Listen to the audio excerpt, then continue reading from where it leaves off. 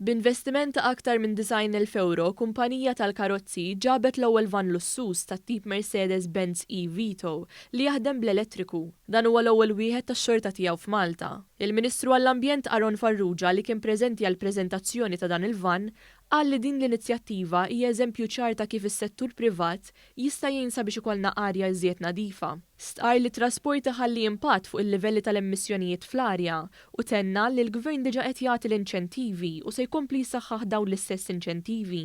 Qal li huwa importanti li l-istrateġija tal-karbonju baxx tmexxina lejn il-mira li nkunu ħielsa mill-karbonju. Il-Ministru Farrugia saħaq li b'investiment fl-infrastruttura u b'sistema ta' transitu tal-massa aħjar jistgħu jitnaqsu l-emissjonijiet. Il-Ministru Farrugia tenna li ma' din il-kumpanija u ddiskuta affarijiet fosthom kif pajjiżna għandu jagħmel din it-tranzizzjoni ambjentali sabiex innaqsu l-effetti li qed iħalli tibdil fil-klima. Aħna diskutejt diversi affarijiet fosthom l-inċentivi li l-Gvern qiegħed jagħti preżentament u x'inċentivi għandu jagħti fi żmien li ġej, imma wkoll skadenzi nafu li diversi pajjiżi diġà għamlu projbizzjoni fuq l-importazzjoni ta' internal combustion engines fosthom in-Norveġja 2025 u r-Renju Unit 2030. U allura magħhom diskutejt ukoll pajjiż tagħna kif għandu jimxi lejn din issa tranzizzjoni ekoloġika. Żied jgħid ukoll li ħares il-qudiem sabiex f'Novembru li ġej jattendi laqgħa fuq it-tibdil fil-klima fejn se jkun spjegat il-pjan ambizzjuż ta' pajjiżna fuq livell Ewropew.